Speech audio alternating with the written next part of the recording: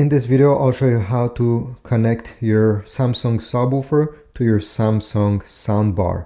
Very easy. First step is to make sure that your soundbar is turned off. So if you see something on the screen of the soundbar, just take your remote control or turn it off using the button on the top. Alright, when the soundbar is turned off, we'll go over here where the subwoofer is.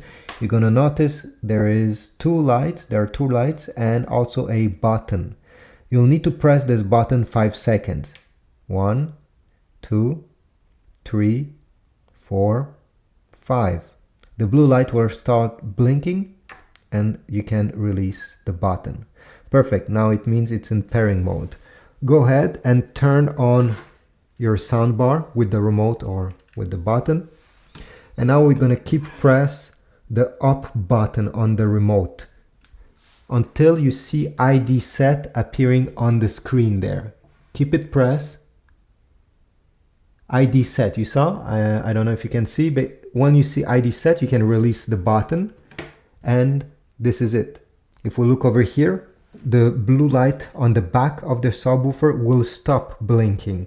It means that it's connected when it stays blue like this, and you won't need to do this anytime soon because they will stay connected forever. Thanks for watching. I hope this was useful. If so, please leave a like, subscribe, check my Amazon affiliate links if you want to get stuff from Amazon and also supporting my channel, and I'll see you in the next video.